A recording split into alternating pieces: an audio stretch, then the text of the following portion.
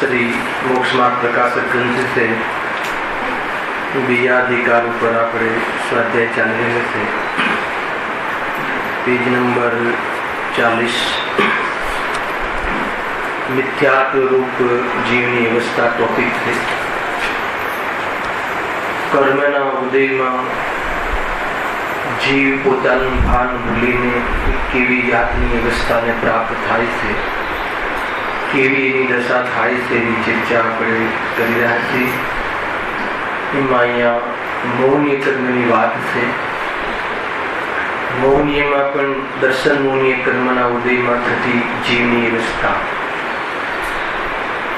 પૂર્વમાં જે જ્ઞાનાવરણીય દર્શનાવરણીય કર્મના ક્ષયોક્ષમથી જે જ્ઞાનનો ગાઢ થાય છે એમાં ઇન્દ્રિયના માધ્યમથી થવાવાળા જ્ઞાનની કેવી પરાધીનતા છે એની ચર્ચા થઈ ત્યાં એટલો ફરક આવ્યો કે જ્ઞાનાવરણીય દર્શનાવરણીય કર્મના ક્ષયોક્ષમથી અહીંયા મોહનીયના ઉદયથી અંતર ખ્યાલ આવે છે ત્યાં એના ક્ષયોક્ષમથી જે અલ્પ જ્ઞાન વ્યક્ત થાય છે અર્થાત તો કન્ડિશનલ જ્ઞાન જે વ્યક્ત થાય છે એમાં કેવી પરાધીનતા છે એની વાત કુલ મળીને બતાવવું છે કે જ્ઞાનાવરણીય કર્મ દર્શનાવરણીય કર્મ સ્વભાવને વ્યક્ત ન થવા દેવામાં અર્થાત તો અન્યથા પરિણમન થવા દેવામાં નિમિત્ત બને છે અને મોહનીય કર્મ જે સ્વભાવમાં નથી એવા દોષને વ્યક્ત કરવામાં નિમિત્ત બને છે અંતર ખ્યાલમાં આવે આપણે ઘાતી અઘાતી કર્મનું જે ભેદ પ્રભેદ જોયા હતા ને એમાં ચર્ચા કરી હતી જોવું હોય તો કરી થઈ ગયેલો વિષય છે પરંતુ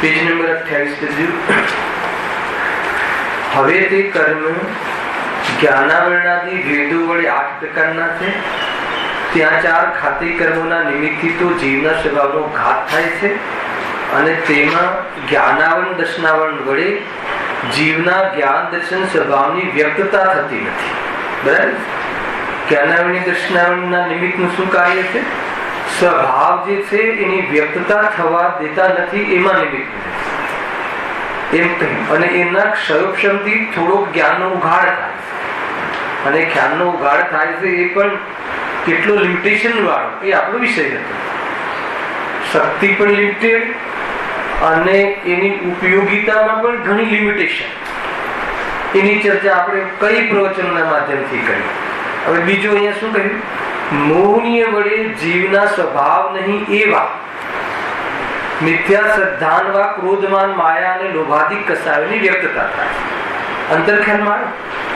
જ્ઞાનાવરણીયમાં જે સ્વભાવ છે એને વ્યક્ત થવા દેતો નથી એમાં નિમિત્ત અને મોહનીયમાં જે સ્વભાવ નથી એવા મિથ્યા શ્રદ્ધાન આદિ ક્રોધ આદિને વ્યક્ત થવામાં નિમિત્ત એટલે જે સ્વભાવમાં નથી એ લઈ આવે છે બહારની વસ્તુ લઈ આવે છે એમ અને આજે તો ગુરુદેવે એના પર પ્રવચન ચલાવ્યું જળ ભાવ છે ઉદ્ગલમાં વ્યાપક સંબંધ છે જેમ કુંભારને અને ગળાને વ્યાપક સંબંધ નથી એમ રાગ અને આત્માને પણ વ્યાપક સંબંધ નથી જ્યાં વ્યાપક સંબંધ ના હોય ત્યાં કર્તા કર્મ સંબંધ ના હોય કર્તા કર્મ સંબંધ ના હોય એનો અર્થ કે આત્મા અકર્તા છે ખ્યાલ આવે કુલ મળીને અકર્તા પર દૃષ્ટિ કરાવી છે તો એ પ્રમાણે જે સ્વભાવમાં નથી સ્વભાવ નથી એવી વિકૃતિ પેદા થાય છે એમાં નિમિત્ત બને છે. એ બે અંતર છે બે કર્મોમાં.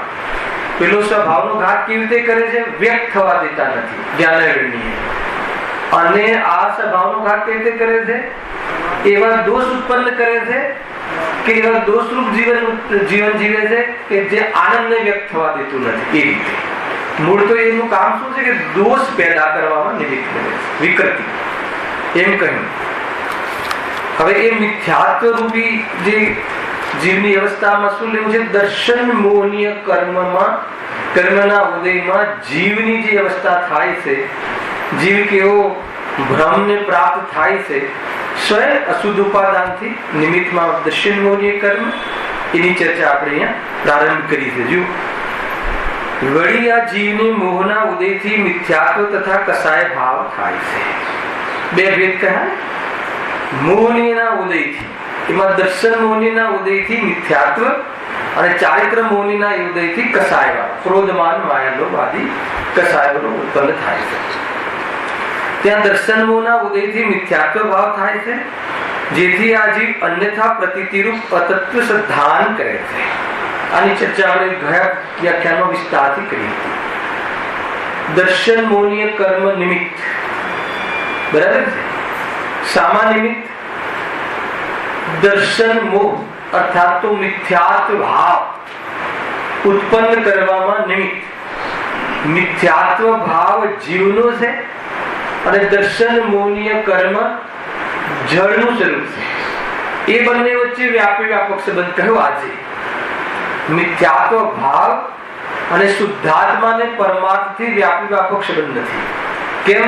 કેમ કે શુદ્ધાત્માને જોઈએ છીએ તો મિથ્યાત્વ તો ત્યાં છે પણ નહીં અને પર્યાયમાં પણ મિથ્યાત્વ રહેતું નથી. શું કહ્યું? શુદ્ધાત્માને જોઈએ છીએ, શુદ્ધાત્માનો પરિચય કરીએ છીએ, જ્ઞાયક ભાવનો પરિચય કરીએ છીએ, તો એ તો જળ ભાવે થતો નથી, જળ ભાવે છે નહીં. એટલે આપણે મિથ્યાત્વ કોને કહેવાય? કે જે જળ છે એને ચેતન માને, ચેતન છે એને જળ માને. પણ જે જ્ઞાયક ભાવની શ્રદ્ધા છે, જ્ઞાયક ભાવને જોયો, જ્ઞાયક ભાવનો પરિચય કર્યો, ચેતન જે પૂર્ણ સ્વભાવ છે, ક્યારે અપૂર્ણ નથી, ચેતન રૂપે કાયમી છે, એ જોયો તો એમાં તો કોઈ મિથ્યાપણું છે અને એને જોયો તો પર્યાયમાં પણ મિથ્યાપણું ન રહે. બે ફાયદા થયા ને, એ રીતે કહીએ. તો અહીંયા શું કહે છે કે દર્શન મોહના ઉદયથી મિથ્યાત્વ ભાવ થાય છે. ભ્રમ નિમિત્ત શું કહ્યું? દર્શન મોહની. અને મિથ્યાત્વ ભાવે જીવની પર્યાયમાં થતો વિપરીત ભાવ, એ અહીંયા ભાવ છે. તો એ મિથ્યા ભાવમાં શું લેવું? મિથ્યા ભાવ ખરેખર કયા ગુણનો દોષ છે, કયા ગુણનું વિપરીત કાર્ય છે? તો મૂળ તો શ્રદ્ધા ગુણનું, પણ મિથ્યાત્વ એટલે ભાવ, મિથ્યા ભાવ એમાં ત્રણે લેવાના છે. મિથ્યા શ્રદ્ધા, મિથ્યા જ્ઞાન અને મિથ્યા ચારિત્ર. ખ્યાલ કે જે મિથ્યાત્વ દર્શનનું કર્મના ઉદયમાં જીવ પોતાના સ્વરૂપનું અવળું સિદ્ધાંત કરે છે, વિપરીત સિદ્ધાંત કરે છે, એ થઈ ગયું મિથ્યા સિદ્ધાંત. અને મિથ્યા સિદ્ધાંતને જે સપોર્ટ કરે છે જ્ઞાન, ખ્યાલ, એને મિથ્યા જ્ઞાન કહેવાય. સપોર્ટ કરે એટલે શું? એને એ મિથ્યા સિદ્ધાંતના વિષયને પુષ્ટ કરે, એનો સપોર્ટ કરે, એવા દોષયુક્ત સંશય વિપર્ય અનધ્યવસાય વાળું જે જ્ઞાન છે એમાં પણ એને પણ મિથ્યા જ્ઞાન કહેવાય છે. ખ્યાલ?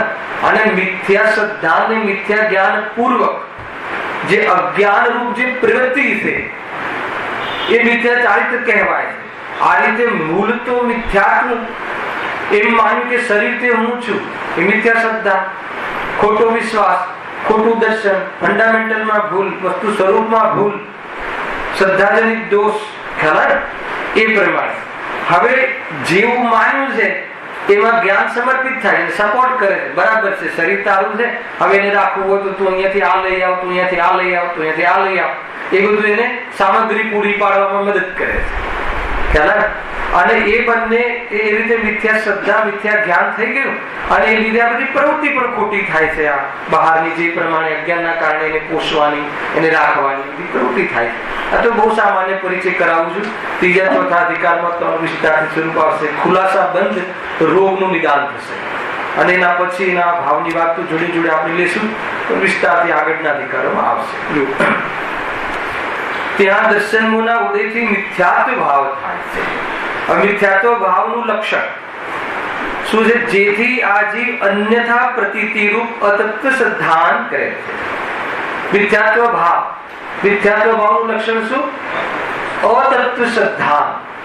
એની ચર્ચા આપણે ગયા પીરિયડમાં કરી હતી. અતત્વ સિદ્ધાંત, જે તત્વ તદભાવ એનામાં નથી, સત્વ એટલે તદભાવ, તેનો ભાવ, તેની ત્રિકાલ શક્તિ, તેનું સ્વરૂપ, એ તત્વ તે પણ તેનો ભાવ, તત્વ તેનો ભાવ. હવે અતત્વ એટલે શું? અતત્વ એટલે એનો ભાવ નથી, જેનો ભાવ નથી છતાં એનો માનવો, એ અતત્વ. જ્ઞાન આત્માનું તત્વ છે, સ્પર્શ ગંધ વેદના પૂતગલનું તત્વ છે. એ તો તત્વ છે, એનો ભાવ છે, પણ એ આત્માનું તત્વ માનવું એનું નામ અતત્વ. અતત્વ છે એ અસત્ય છે. અતત્વ છે એટલે અસત્ય, અસત્ય એટલે મિથ્યા, અને એનું સિદ્ધાંત કરવું. ખ્યાલ? એનું સિદ્ધાંત કરવું એટલે શું? શ્રદ્ધાનું પણ લક્ષણ બતાવ્યું. આમ જ છે, એમ જ છે. હવે શું કરે? તું જ્ઞાન પ્રધાન શૈલીથી બતાવવું પડે છે, પણ એવી પ્રતીતિ, એવી રુચિ, એવો વિશ્વાસ. ગુરુદેવ એને રુચિ શબ્દથી હંમેશા કહે છે, અને ટોડરમલજીને પ્રતીતિ શબ્દની મુખ્યતાથી કથન કરે છે. પ્રતીતિ એટલે એવી જાતિનું એકત્વપણું કે આજ હું છું, હું મનુષ્ય છું, વગર વિચારે, વગર જ્ઞાન કરે, ઉપયોગ લઈ ગયા વગર પણ જેની આપનો ભાવ ચાલે છે, પ્રતીતિ. હું મનુષ્ય છું એ કેટલી વાર આપણે યાદ કરવું પડે છે, કેટલી વાર જ્ઞાન ત્યાં લઈ જવું પડે છે. હું પિતા છું, કેટલી વાર જ્ઞાન લઈ જવું પડે છે. હું પુરુષ છું, મતલબ એ પુરુષ એ શરીરનો ધર્મ છે. પુરુષપણું એ પૂદગલનો ધર્મ છે, એ પૂદગલનું તત્વ છે. કોનું તત્વ છે? પૂદગલ. પુરુષપણું, પુરુષ આકાર, પુરુષ કર્મ, પુરુષ ગતિ નામ કર્મના ઉદયથી પુરુષ આકાર રૂપ શરીરની રચના થઈ. ખ્યાલમાં આવ્યો? અને એમાં આત્મા ઉપજવો, એ ગતિ નામ કર્મનો આત્માને ઉદય આવ્યો કહેવાય. એવા શરીરનો આત્મા સાથે સંબંધ થવો, પુરુષ આકાર. તો એ તો બે ભિન્ન પદાર્થ છે. બતાવો, એ પુરુષ છે, સ્ત્રી છે, એ બધા કોના ધર્મ છે? કોનાથી અભિન્ન છે? કોનાથી વ્યાપકપણું છે? પુરુષપણું શરીર છે. હવે એનું તત્વ છે. એ આત્મા માટે શું થઈ ગયું? અતત્વ. આત્મા માટે અતત્વ થઈ ગયું. અને એનું સિદ્ધાંત, આત્માનું માનવું, એ તત્વ, એ મિથ્યા સિદ્ધાંત. મિથ્યા એ મિથ્યા, અને સિદ્ધાંત શું? એમ જ છે, આજ એવું જ છે, અથવા આજ હું છું, એ રીતે એ થઈ ગઈ પ્રતીતિ. તો આ રીતે અતત્વ સિદ્ધાંત. અતત્વ સિદ્ધાંત શું છે? લક્ષણ. કોનું? મિથ્યાત્વનું. મિથ્યાત્વ શું થઈ ગયું? લક્ષ્ય. ખ્યાલ? મિથ્યાત્વ લક્ષ્ય એટલે જેનો આપણે પરિચય કરવો છે અત્યારે, જેનો પરિચય કરવો છે, આપણું લક્ષ્ય જે નક્કી કરવું છે કે મિથ્યાત્વ કોને કહેવાય. તો આ મિથ્યાત્વ ભાવ, આ મિથ્યાત્વ ભાવ ક્યાં પેદા થયો છે? તો કે આત્માની પર્યાયમાં. કેમ પેદા થયો છે? તો કે આત્માનું ભાન ભૂલીને, સ્વરૂપને ન ઓળખાણ નથી એના કારણે એ કહ્યું. અને નિમિત્ત તરીકે દર્શનોની કારણ. આ થઈ ગઈ આની ટર્મિનોલોજી. આ બરાબર ધ્યાન રાખજો. હવે આગળ અહીંયા સુધીનો વિષય આપણે થઈ ગયો હતો. હજુ એ લક્ષણનું પણ લક્ષણ. જો મિથ્યા દર્શન આમ જોવા જઈએ ને તો સંસારનું લક્ષણ મિથ્યા દર્શન. મિથ્યા દર્શનનું લક્ષણ અતત્વ સિદ્ધાંત. હવે અતત્વ સિદ્ધાંતનું લક્ષણ એટલે પરિચય કરવો હોય ને તો જો એ સરસ લખ્યું છે, જેમ છે તેમ માનતો નથી, પણ જેમ નથી તેમ માને છે. કેટલું સરસ બતાવ્યું છે. મતલબ એક શ્રદ્ધાને ભાષા આપવી, એ કામ પંડિત ટોડરમલજીએ કર્યું છે. કેમ કે શ્રદ્ધા જે છે ને, શ્રદ્ધામાં જ્ઞાનની કોઈ એક્શન નથી. તમે જ્ઞાન અને પ્રતીતિ બેનો ભેદ તમને ખ્યાલ આવવો જોઈએ. અરે આ આમ જ છે, આજે શબ્દ કહ્યો ને, એ પણ જ્ઞાન પ્રધાન શૈલીથી છે. પ્રતીતિમાં તો ભાષા જ નથી, પ્રતીતિમાં કોઈ જ્ઞાનનો રોલ જ નથી. પ્રતીતિને કહેવા માટે જ્ઞાનનો ઉપયોગ થાય છે. પ્રતીતિ એક વાર પણ જેને જ્ઞાનનો વિષય ના બનાવવો પડે એ પ્રતીતિ છે. તમારે જ્ઞાન લઈ જ ના જવું પડે. હું પુરુષ છું, હું ફલા ભાઈ છું, એ ક્યારે બી સવારે ઉઠીને જ્ઞાન કરાવવું પડે, યાદ કરવું પડે. પ્રયોજન વશ કોઈ એના જ્ઞાનનો વિષય બનાવે વાત જુદી છે, પણ પ્રતીતિ અને જ્ઞાનમાં, પ્રતીતિ અને જ્ઞાનમાં અંતર છે. એ રીતે કહે છે. જો શું કહ્યું? જેમ છે તેમ માનતું નથી, પણ જેમ નથી તેમ માને. શાના કારણે? આને શું કહેવાય? જેમ છે એમ નથી માનતું. કોને કોને કોને બતાવો? જેમ છે એમ નથી માનતો કોને? સર્વને, સાતોને, છ દ્રવ્યોને, બધાને. ખ્યાલ આવ્યો? અહીંયા આશ્રવ જે કહ્યું રાગાદી ભાવ જે છે એ રાગાદી ભાવના દોષની વાત નથી આ પ્રકરણમાં, મિથ્યાત્વના પ્રકરણમાં. એ ચારિત્ર મોહનીયના દોષમાં લેશું. અહીંયા રાગાદી ભાવ અને આત્મા બંનેનો તફાવત ખબર નથી. રાગાદી ભાવ અને જ્ઞાન બંનેને એક માને છે. શરીર, જળ અને આત્મા બંનેને એક માને છે. એ છે ભ્રમ, એ છે મિથ્યા. હવે બંનેને એક માને તો એને છોડવાનો ત્યાગ શું કામ કરે? મૂળ ભૂલ આ છે. ખ્યાલ આવે દિલભાઈ? અહીંયાથી આ વાતને બરાબર બહુ ઝીણી ચીજ છે. અને આ ખરેખર તો શું કહે, મિથ્યાત્વ એક એવો રોગ છે કે જે જીવને બહુ ગમે છે, એને બહુ મીઠું લાગે છે. જેનું છે એનું માનતો નથી, જે જેમ છે એમ માનતો નથી. કે શરીરનું કાર્ય શરીર કરે છે. શરીરનું મોટું થવું, નાનું થવું, પતલું થવું, જાડા થવું, જર્જરિત થવું, વિખેરાઈ જવું, મલવું, એ કાર્ય ઉદ્ગલ દ્રવ્ય રૂપ શરીરની અવસ્થામાં કાર્ય છે. બરાબર છે? હવે અહીંયા જેમ છે તેમ નથી માનતો. અને આજે શું માને છે? કે આ શરીરને હું પતલું બનાવું છું. એ કર્તા કર્મની ભૂલ જે ચાલે છે. ખ્યાલ આવે? એ પતલું થવું એ ધર્મ કોનો છે? એ તત્વ, એ વિશેષતા, એ ક્વોલિટી એ કોની છે? એ ઉદ્ગલની છે. તો એ નાથી અભિન્ન છે, એટલે એના વચ્ચે કરતા કર્મ લાગે. પણ જેમ છે તેમ નથી માનતો. એટલે કે એ શું માને છે? તો પછી કે મેં કર્યું, હું આને મેન્ટેન કરું છું. પેલા તો એ હું છું, અને હું છું એટલે હવે મારું કર્મ, મારું કર્તવ્ય. શરીર પ્રત્યે આપણી કોઈ ફરજ છે કે નહીં? બોલો. બાળકો પ્રત્યે આપણી કોઈ ફરજ છે કે નહીં? બોલો.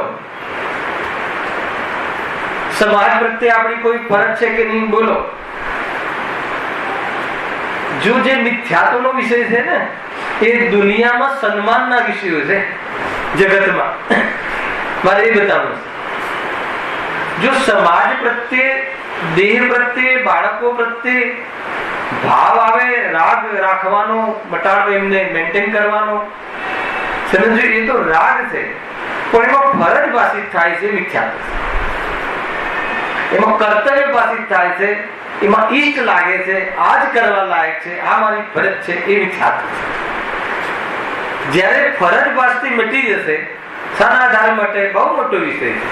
તું કરી શકે છે કે નહીં, એના પહેલા ત્યાં કંઈક કરવા જેવું છે કે નહીં.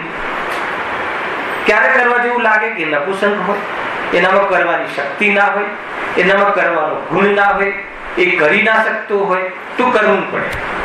કોણ? એ એટલે છ દ્રવ્ય, એ એટલે આપણે, એ એટલે પરદ્રવ્ય, એટલે બધા દ્રવ્યો. કોઈ બી દ્રવ્યમાં આ બધી ખામીઓ હોય તો આપણે કરવું પડે. તો કે આવી કોઈ ખામી તો છે નહીં, તો પછી જે ઓલી ખામી પેદા કરી તે કે નહીં હું મારામાં કોઈના દ્વારા કંઈ કરાવું, અથવા હું કોઈનામાં કંઈ જઈને કરું, એ જે ખામી છે એ ખામી તારે ઘટાડવા. એ ખામી કઈ છે? મિથ્યા. બહુ જ લૌકિક ભાષામાં, મતલબ ચાલતી ભાષામાં કહું છું, આપણી આ બધી ચર્ચાઓ બહુ શાસ્ત્રીય ભાષાનો ઉપયોગ કર્યા વગર હર પલ આપણે જેને અનુભવ કરીએ છીએ. અને મીઠું મીઠું એકદમ બહુ સરસ લાગે છે. આપણે આ જે મિથ્યાત્વ રૂપી દોષ છે, મિથ્યાત્વ કર્મના ઉદયમાં, અથવા દર્શક મોહનીય કર્મ કહો કે મિથ્યાત્વ કર્મ કહો, જ્યારે મિથ્યાત્વ કર્મ કહીએ ત્યારે જડ કર્મ ઘાતી કર્મના મોહની કર્મનો ભેદ સમજવો.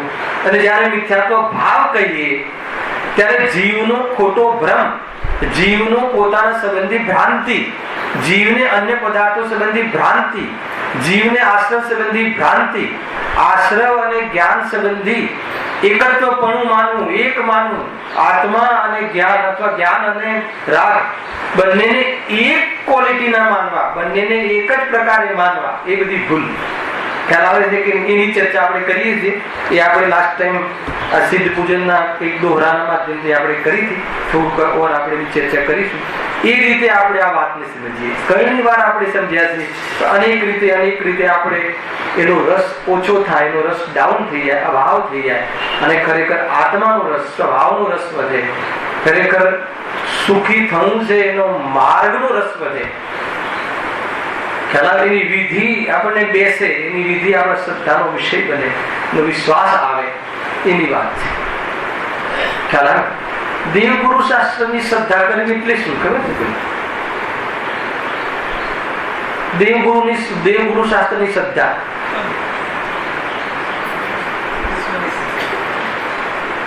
ખ્યાલ આવે. દેવગુરુ શાસ્ત્રની શ્રદ્ધા એટલે શું? આપણે દેવગુરુ શાસ્ત્રની શ્રદ્ધા છે કે નહીં આ છે તો શેની શ્રદ્ધા એટલે શું એ ખબર બી તો હોવી જોઈએ. ત્યારે શ્રદ્ધા છે તો પછી શું? ખ્યાલ આવે. દેવગુરુ શાસ્ત્રની શ્રદ્ધા એટલે જે વાત બતાવી છે એ વાતમાં મારું ઈષ્ટપણું છે, એને જે સિદ્ધાંતો બતાવ્યા છે એ ઈષ્ટ છે એવું લાગવું, એનું નામ દેવશાસ્ત્ર ગુરુની શ્રદ્ધા. ખ્યાલ આવે. ખ્યાલ આ મારા ગુરુ છે એટલું માત્ર નહીં, એને જે માર્ગ બતાવ્યો છે સત્ય છે, લાભદાયી છે અને કરવા લાયક છે એવું ભાષે તો એ શ્રદ્ધા. શ્રદ્ધાનો વિષય આ રીતે થાય છે. ઘણું લેશું આપણે શ્રદ્ધાના વિષયમાં. ત્યાં પણ નવમો અધિકાર સરસ ચાલે છે. ત્યાં સમ્યક દર્શનની વાત કરવાની છે, અહીંયા મિથ્યા દર્શનની વાત કરવાની છે. નવમો અધિકાર ચાલે છે, સમ્યક દર્શનનું સ્વરૂપ અમે આવ્યા છીએ ત્યાં. તો પછી એવું કેમ ભેદભાવ કરો છો? અહીંયાની સમ્યક દર્શન, મિથ્યા દર્શનના અભાવનું નામ સમ્યક દર્શન. એટલે મિથ્યા દર્શનનો પરિચય એટલે કરાવીએ છીએ કે અભાવ કરો. ખ્યાલ આવે કે નહીં? તો એ રીતે ત્યાં અસ્થિથી વાત છે, એ નાસ્તિકની વાત છે. શું કરે વસ્તુમાં એવો સ્વભાવ છે.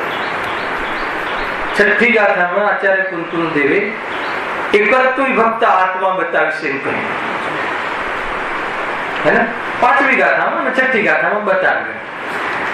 છઠ્ઠી ગાથામાં બતાવ્યું એકત્વ વિભક્ત એટલે સ્વથી એકત્વ, પરથી વિભક્ત. ખ્યાલ આવે? પરથી વિભક્ત રહેવું એ આત્માનો સ્વભાવ છે, અને સ્વથી એક પડે રહેવું એ પણ આત્માનો સ્વભાવ છે.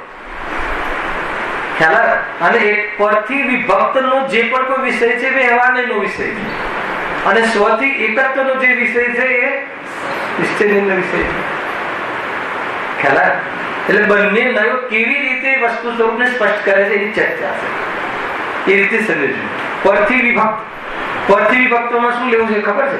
પર્યાયથી વિભક્ત, પરભાવથી, પરદ્રવ્યથી વિભક્ત, પરભાવથી વિભક્ત, પર્યાયથી વિભક્ત, પ્રમદ ભાવથી વિભક્ત, અપ્રમદ ભાવથી વિભક્ત. ઘણો મોટો વિષય છે.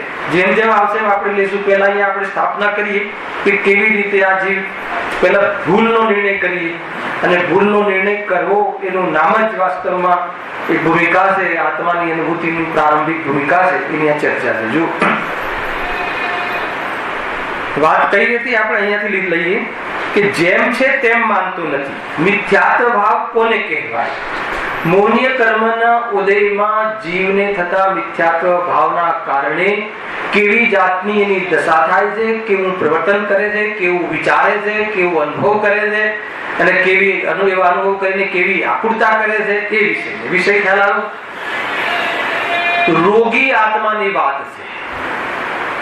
કર્મ બંધન રોગ છે, અને કર્મ બંધન એટલે કર્મના ઉદયમાં જે બંધનનો અનુભવ કરે છે એ આત્માનો રોગ છે. તો કર્મના ઉદયમાં, જડ કર્મના ઉદયમાં, અહીંયા મિથ્યાત્વ રૂપી જડ કર્મના ઉદયમાં, દર્શન મોહનીય કર્મના ઉદયમાં જીવમાં જે મિથ્યાત્વ ભાવ થાય છે એ મિથ્યાત્વ ભાવ એટલે કે અતત્વ શ્રદ્ધાન, અતત્વ શ્રદ્ધા એટલે શું કે જે વસ્તુ જેવી છે એવી નથી માનતો. આજે કહ્યું લક્ષણ, જેમ છે તેમ માનતો નથી, પણ જેમ નથી તેમ માને. અને એનો વિસ્તાર બહુ ત્યાં કર્યો છે, પણ આપણે આ પૂજનના માધ્યમથી થોડી ચર્ચા કરીશું. જેમ છે તેમ નથી માનતો. તો કેવું માને છે? મોહની કર્મના ઉદયમાં કેવી જાતિના ભાવ કરે છે, કેવા પરિણામ કરે, કેમ કરે છે? નિમિત્તિ કથન કરવું હોય તો મોહની દર્શન, મોહની કર્મના ઉદય. અને ઉપાદાનથી લેવું હોય તો બંનેમાં કોણ કરે છે? કોણ ઉપાદાન કરે છે કે કર્મી કરે છે? ઉપાદાનથી તો કાર્ય થાય છે. તો નિમિત્ત બતાવ્યું શું કામ? દર્શન મોહની કર્મ નિમિત્ત બતાવ્યું શું કામ? એટલે એમ કહેવું છે કે બીજા જેના વિશે તું ભ્રાંતિ કરે છે એ તો તારી ભ્રાંતિમાં નિમિત્ત પણ નથી. ખ્યાલ આવે? બીજા વ્યક્તિઓ પણ નિમિત્ત નથી. નિમિત્ત પણ દર્શન મોહની કર્મ છે. તો બધી નિમિત્ત કરાવતું નથી. દર્શન મોહ તો શું કામ બતાવો છો? કે તને ભૂલ ન થઈ જાય કે કર્મ કરાવે છે એટલે બતાવી છે કે આ તો નિમિત્ત છે. એના ઉદયના કાલમાં એટલું માત્ર લેવું છે. ઉપાધિ છે. જ્યારે દર્શન મોહ નથી હોતો ત્યારે દર્શન મોહને કર્મ નથી હોતું. ખ્યાલમાં? મકાન સંબંધી ભ્રાંતિમાં મકાન જોઈએ કે ના જોઈએ? ખ્યાલ? એક બંગલા સંબંધી ભ્રાંતિમાં બંગલો જોઈએ કે ના જોઈએ? બંગલામાં બહુ જ આનંદ મળે એના માટે એવી ભ્રાંતિ માટે પહેલા બંગલો જોઈએ કે ના જોઈએ? ખ્યાલ શું કેવું છે? આપણે એર કન્ડિશન ઘરમાં બેસાડતા પહેલા એર કન્ડિશન થી આનંદ મળે છે એ પહેલા નક્કી કરીએ છીએ કે પછી લાવ્યા પછી? એર કન્ડિશન તો પછી આવે છે ને આવે ખરું ને ન આવે, પણ એનાથી આનંદ મળે છે, ઠંડક મળે છે, અને ઠંડક થી સુખ મળે છે. એવી જે ભ્રાંતિ છે એ ભ્રાંતિ માટે પર પદાર્થની જરૂર નથી. મોહની જરૂર. એ મોહ છે અને મોહમાં મોહની કર્મ ઉદય. મોહ એટલે ભ્રાંતિ. એ રીતે હવે કેવી રીતે મિથ્યાત્વ કર્મના ઉદયમાં શું થાય છે? જો जगाया तुमने कितनी बार, हुआ नहीं चिर निंद्रा का, मदिर सम्मोहन ममता का, अरे बेचैत पड़ा में सन. जगाया तुमने कितनी बार जगाया जीतू भाई? तो रोज जगाड़े थे. कौन जगाड़े थे? गुरु है, सर्वकी परमात्मा, अरिहंत परमात्मा, कुंकुंद आचार्य देव, पूज्य गुरुदेव श्री रोज जगाड़े है. जगाड़े એટલે શું? मतलब કે મોહ નિંદ્રા, મોહ તૂટી જાય એની વાર્તા, એની ચર્ચા વાર્તા તો રોજ કરે. દિલ્હી આવો છો ને 8:30 થી 9:30, તો દિલ્હી જગાડે છે આપણને. શું જગાડે છે? જોરદાર હમણાં દિવ્યધ્વનિ ખરતી હોય એવું ચાલતું હોય ને, જોરદાર. કઈ વખત? 19મી વખત ના, 13મી વખત ના, જોરદાર એમ અવાજવી. આશ્રવ અને આત્માને વ્યાપે વ્યાપક સંબંધ નથી. રાગ નો કરતા આત્મા નથી. દુઃખ નું કારણ આત્મામાં છે નહીં. દુઃખી થવું એ આત્માનો સ્વભાવ નથી. આશ્રવ તારું કર્તવ્ય નથી. આશ્રમમાં ભાવાસન થતું નથી. આશ્રમ એટલે દીકરા દીકરીઓ પ્રત્યે રાગ રાખવો એ તારું કર્તવ્ય નથી. દીકરા દીકરીઓ આત્માને હોતા નથી. એનો રાગ પણ આત્મામાં હોતો નથી. એને પોતાના માનવા એ ભ્રમ છે. જગાડે છે, જગાડે. ભ્રમ છે એટલે શું? તું પોતાના માનીશ જે તારા છે નહીં, અને એ તારા થશે નહીં એટલે દુઃખી થઈશ, એટલે પોતાના માનવાનું છોડી દે. रोज जगाड़े हैं. जगाया तुमने, जगाया तुमने कितनी बार. ख्याल? कितनी बार? क्या क्या क्या कहे છે હે ને? કમ સે કમ અહીંયા તો 8:30 થી 9:30 ને રાત્રે 8 થી 9 બે ટાઈમ તો કહે જ છે. આજ તો કહે છે. ખ્યાલ? કોણ કહે છે? ગુરુદેવ નથી. કહે છે રોજ આવીને કહે છે. અહીંયા રોજ તો કહે. આજ કહે છે, શું કહે છે કે દેહ તારો નથી, દેહ અને આત્મા બે જુદા છે, વ્યાપે વ્યાપક સંબંધ નથી, બંનેના ગુણ જુદા છે, બંનેના લક્ષણ જુદા છે, બે સાથે રહે એમાં દુનિયામાં કોઈ દોષ નથી, પણ તું એને પોતાનો માને તો એને મોહ કહે છે, અને એ મોહ એ નિંદ્રા, એ મોહ એ નિંદ્રા છે, મોહ નિંદ્રા, એકત્વ માનવું એ નિંદ્રા છે, ભૂલ છે, અને રોજ જગાડે છે. એને કેમ નિંદ્રા છે? આ બેહોશી છે, એનાથી તને દુઃખ થશે. જ્યારે તને હોશ આવશે, ખ્યાલ આવે કે તો દુઃખ કેમ થશે? કેમ કે તારા થશે નહીં, તારી માન્યતાને શું થશે? ઠેસ પહોંચશે, તારા થઈને રહેશે નહીં, નિષ્ફળ જશે. ખ્યાલ આવ્યો કે નહીં? એના કરતા એ મોહનીય કર્મ અને એ બધા કર્મના ઉદયોના ફલને તું નિષ્ફળ કરી દે, એ શત્રુના ઈરાદાને તું નિષ્ફળ કરી દે. ચૈતન્યની એક સમયની જાગૃતિમાં તમામ શત્રુઓના ઈરાદાઓને નિષ્ફળ કરવાની તાકાત છે. ખ્યાલ આવ્યો કે નહીં? ગમે તેવા નવા પ્રકારના પ્રકારો મૂકે, પણ આત્માનો એ સ્વભાવ જ નથી, આત્માનું એ સ્વરૂપ જ નથી. એમ જો નિર્ણય થઈ જાય તો આ જીવ ત્યાં દીજે નહીં, દુઃખ થશે નહીં. તું આકર્ષણના ભાવ દુઃખમાં નિમિત્ત બને. રાગ દુઃખ નું કારણ છે. દુઃખ શું છે? આકુળતા, એનું કારણ રાગ છે. અને રાગને જીવતો રાખવો એનો પ્રાણ મોહ છે, મિથ્યાત્વ જતા રાગ ક્રમથી અભાવ થઈ જાય છે. રાગ આખું એક ષડયંત્ર રચવા વાળા દુશ્મનોનું ગ્રુપ છે. ખ્યાલ આવ્યો કે નહીં? તને દુશ્મન હોવા એ બહુ મોટી વાત નથી. દુશ્મનોને પનાહ આપવી એ બહુ મોટું મતલબ કે ભૂલ છે. અને દુશ્મનોને પનાહ આપવી એટલું નહીં, દુશ્મનોને મિત્ર માનીને પનાહ આપવી, હે હિતેચ્છુ માનીને, હિતકારી માનીને.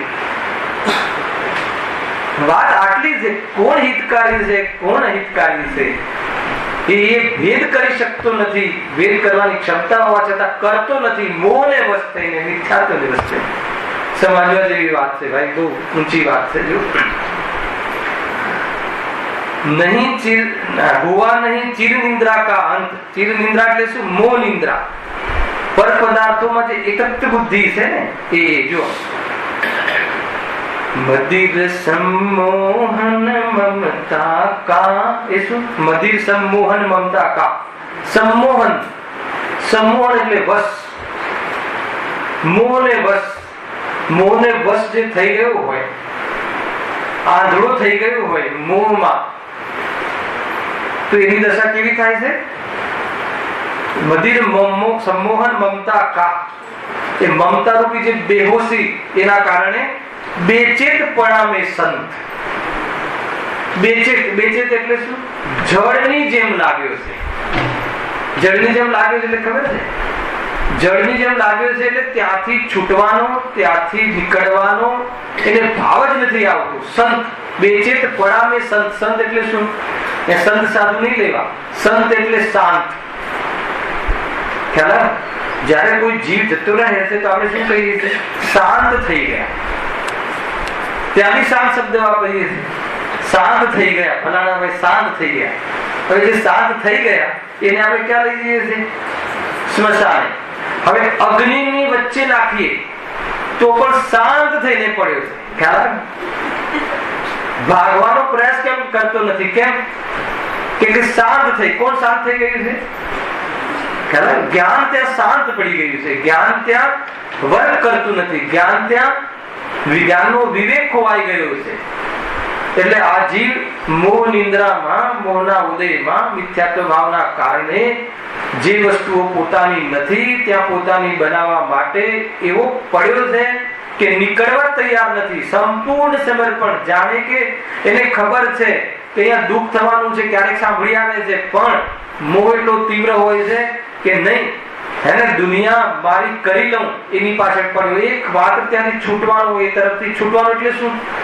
ભ્રાંતિથી છૂટવાનું. જરંચ માત્ર પણ જ્ઞાની ધર્માત્મા ગુરુઓ બધા કહે છે કે ભાઈ એ તારો પદાર્થ નથી, તારો થઈને નહીં રહે. તું શાશ્વત છે અને ક્ષણિક છે, સંયોગ ક્ષણિક છે. તું એને ક્ષણિક ને શાશ્વત બનાવવા નહીં મત સમજાવે છે, પરંતુ ત્યાં બેચેત થઈને જળની જેમ પડે, સમજવા તૈયાર નથી. એમ બેચેત. કેમ બેચેત થઈ ગયો છે? ગુરુ કહે છે તો પણ મોહના કારણે. ખ્યાલ આવ્યો? મોહથી છૂટવાના પ્રસંગોમાં પણ છોડે છે, અને જ્યાં મોહ વિશેષ વધે એવા પ્રસંગોમાં ત્યાં વર્તે છે. પાંચ ઇન્દ્રિયના ભોગોના વિષયોમાં આનંદ અને પ્રમોદ આવતું હોય એને મોક્ષ ક્યાંથી ગમે? જે બંધન છે, જે દુઃખના સાક્ષાત કારણ છે, ખ્યાલ આવે કે નહીં? બળતરા બળે છે કસાય નહીં, એટલે ત્યાં વર્તે છે.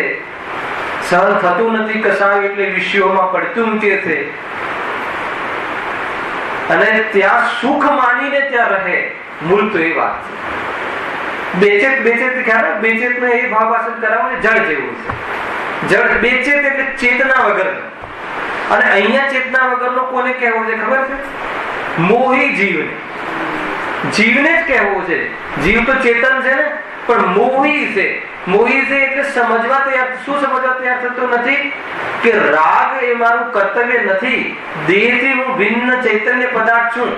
બે જુદા છે. તું જેની સેવા કરે છે, જેના માટે, એને પહેલા તો મોહ કરે છે કે આ હું છું, અને મોહ કરે છે એના પછી શું કરે છે?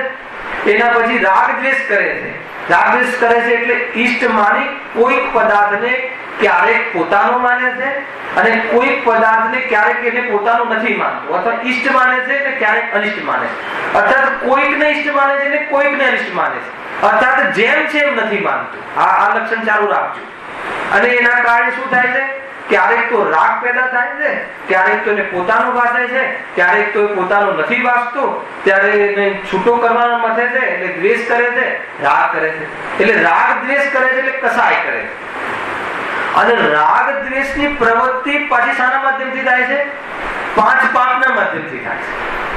એટલે એના માટે હિંસા, જૂઠ, ચોરી, કુશીલ, પરિગ્રહ, જેના પ્રત્યે રાગ છે એના માટે કંઈ પણ કરી છૂટવા તૈયાર છે. કંઈ પણ એટલે ખ્યાલ?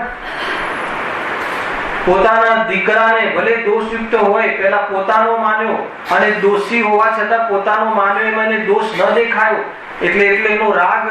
એટલે એને બચાવવા માટે શાનાથી?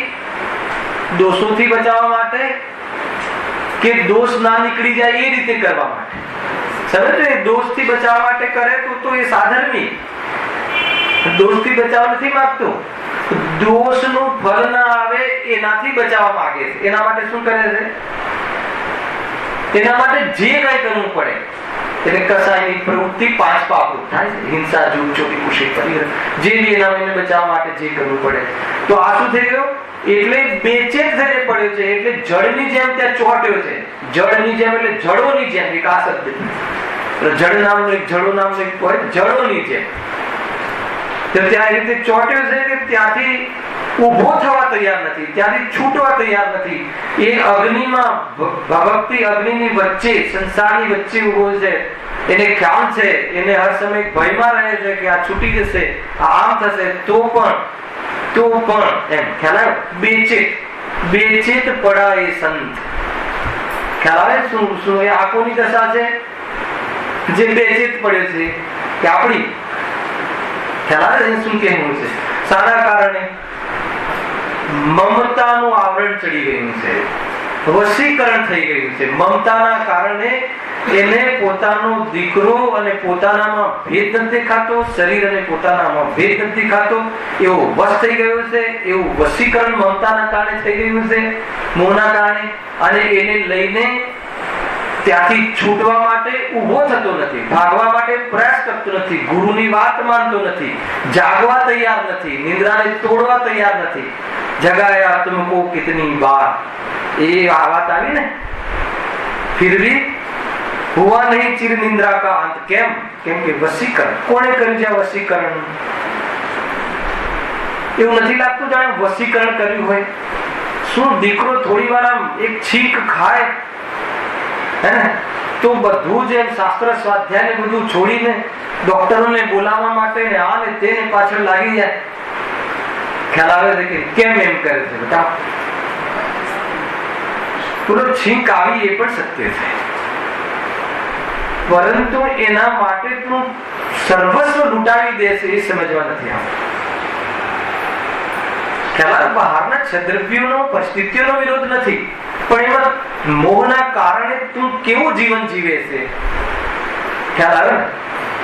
છોકરાઓના બાળોતિયા ધોવામાં જીવન જતું રહ્યું, પેલા પોતાના છોકરાઓના, હવે છોકરાઓના છોકરાઓ શું કરવું? હમણાં જ આવી છે, પેલા લગ્ન કર્યું હોય ત્યારે બસ સેટલ થઈ જશે, પછી તમારા પ્રવચનમાં આવીશ અને એટલામાં એક પુત્રનો જન્મ થાય. હવે નાની છે, એને શું ખબર પડે છોકરો રાખીને કેવી રીતે કામ કરે, એને સ્કૂલમાં જવાનું. અત્યારે તો સ્કૂલો એવી થઈ ગઈ કે તારો મોહ એવો છે ખ્યાલ. આપણે જે બાના કાઢીએ છીએ, અત્યારના ભણતર એવા થઈ ગયા, તો કોણ કહે છે ભણાવો? નહીં ભણાવીએ તો ખ્યાલ આવે કે નહીં? તમે જુઓ પોતાને આજે કે આ મોહના રંગ છે, બધા મોહના કારણે થાય. પછી તમે જતા હશો, પછી શું કરશે એ લોકો? કોઈ વાર એટલો વિચાર કરજો. ના એટલે હું ના જોઉં એવો પ્રયાસ કરું છું. બસ આ મોહ, હું આપણી ભાષામાં મોહનું વર્ણન કરું છું. અરે એવું નહીં બોલો, અશુભ નહીં બોલો. અરે તમે અહીંયાથી જવાનું છે અને ખ્યાલ આવે કે અશુભ છે, મતલબ પ્રયાસ બી એ કરે છે. અને જીવ અહીંયા કાયમી રહેવાનો છે એવી રીતે બહાર મહેનત કરે છે. મારે એ બતાવું. આપણે 15-20 વર્ષ માની લો, ક્ષણનો પણ ભરોસો નહીં. આગમની અપેક્ષા જે વર્તમાન આયુષ્ય સમજીએ, 15-20 વર્ષ સમજી લો, પણ આપણે કમાવાની પાછળ અને લોક વ્યવહારમાં એવી રીતે લાગે છે કે જાણે આપણે અહીંયા પરમનેન્ટ રહેવાના. જ્યાં પરમનેન્ટ રહેવાના ના હોઈએ ત્યાં કેટલી મહેનત કરીએ છીએ આપણે. જ્યાં આપણે માન લો કે યાત્રામાં ગયા અને 4 દિવસ રહેવાના હોઈએ, તો બારી તૂટી ગઈ હોય તો ફર્સ્ટ ક્લાસ બનાવવા માટે મથીએ છીએ કે બસ એક દોરી બાંધી દઈએ, 4 દિવસ તો રોકાવું છે, ચાલી જશે. ખ્યાલ આવે શું કહું છું? બહુ નાની વાત નથી, બહુ સિમ્પલ વાત હોવા છતાં બહુ ડીપ ભાવ છે. કેવી રીતે નિપટીએ છીએ ત્યાં? અરે હમણાં બસ થોડુંક હવા ન આવે, કચરો ના આવે, બાંધી તો દોરી ચાલી જશે. ક્યાં આપણે અહીંયા રહેવું છે કહીએ છે ને. હવે આગળ વધો. હવે બોમ્બેમાં આપણા ફ્લેટમાં કેટલું રહેવું છે ખ્યાલ આવે છે? અનાદિ અનંત રહેવું છે એમ માન્યું છે. એટલા માટે એવો પ્રયાસ કરીએ છીએ. ક્યાં પ્રયાસ કરીએ છીએ?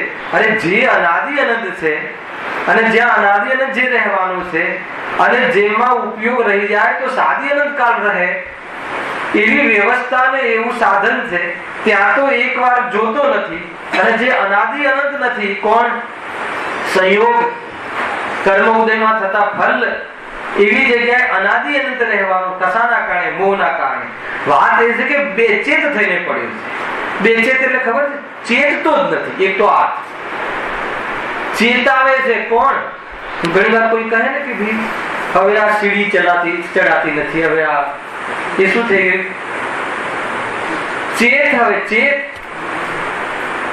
ખ્યાલ આવે છે કે નહીં? હવે આ તને શું કરે છે? ચેતાવડાવે છે કે ચેત કે હવે આ એના પેલા છલાંગ મારીને ચડી જતો, હવે હું ચડી શકતો પણ નથી ત્યાં સીડી પેલા મારે દર્શન કરવા હોય તો. મતલબ કેટલી પ્રકારના ઘંટ વાગે છે. પણ આ જે મોહના કારણે નહીં, હજુ થોડું 80 વર્ષ થઈ ગયા હોત તો પણ દીકરાની જણસ જોવાનો ભાવ આવે વેપારની. જીતુભાઈ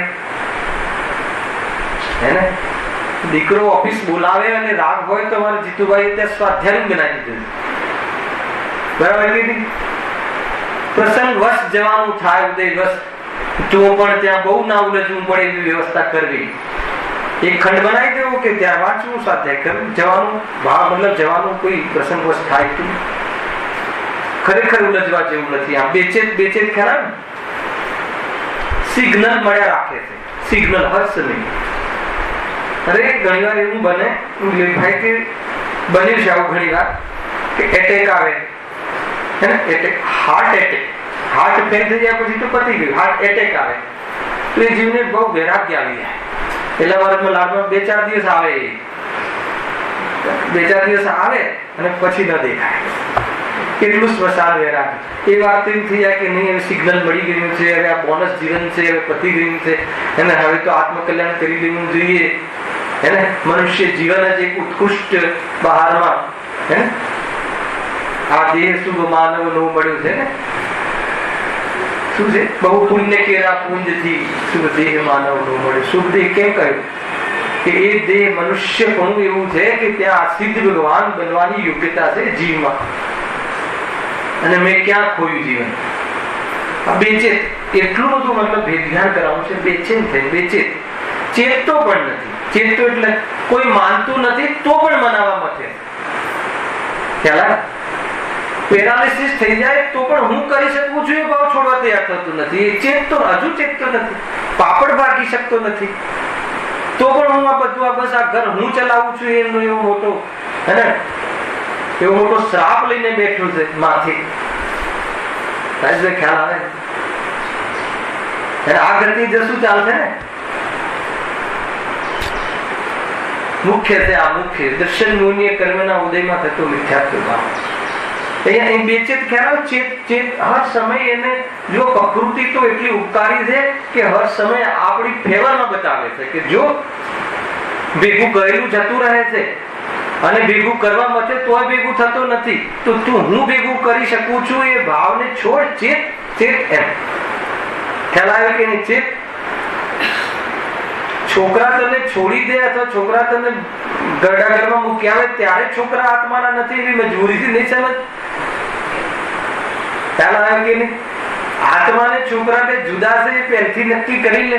અને કર્મના ઉદયમાં બહારમાં પરિસ્થિતિ બને એ કર્મના ઉદયમાં થતી સ્થિતિ છે. આત્મામાં એનો અભાવ છે. ખ્યાલ આવે કે નહીં? તો અપેક્ષા પહેલાથી રાખે છે દુઃખી થાય.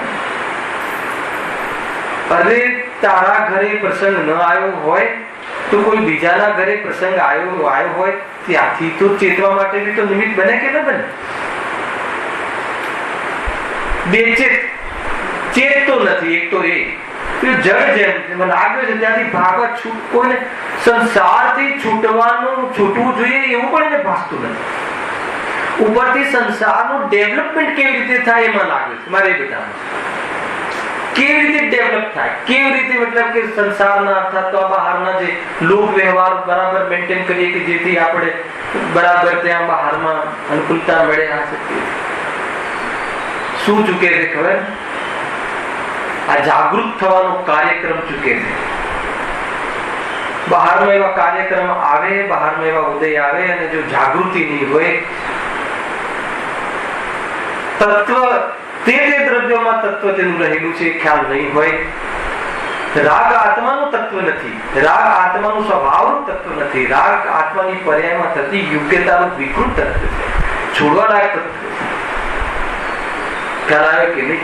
કે 7 તત્વમાં એને બી તત્વ કર્યું. ખ્યાલ આવે કે નહીં? કેવું તત્વ છે? ઉપાધિ તત્વ છે. એ રીતે તો એ નિર્ણય કરી ગયો એ આપણી શોભા નથી. એ રીતે જો આગળ હવે આગળ કહે ઘોર તમ છાયા ચારો ઓર નહીં નિજ સત્તા કી પહેચાન નિખિલ જડતા દિખતી સપ્રાણ ચેतना अपने से अनजान. ઘોરતમ છાયા ચારો હોય મોહની કર્મના ઉદયમાં જે મિથ્યાત્વ રૂપી જે તમ અંધકાર છે. અંધકાર છે. અંધકાર કઈ રીતનો? લાઈટ વાળો અંધકાર પ્રકાશ. અંધકાર એટલે જેવું છે એવું દેખાવું નહીં, દેખાતું નથી, ખોટું દેખાય છે. અંધકાર. તમ અંધકાર. શું કહે છે? ઘોરતમ છાયા ચારો હોય. ભગવાનની વાત માની નહીં, ભગવાન મહાવીરની વાત ન માની, પોતાની મનમાની કરી.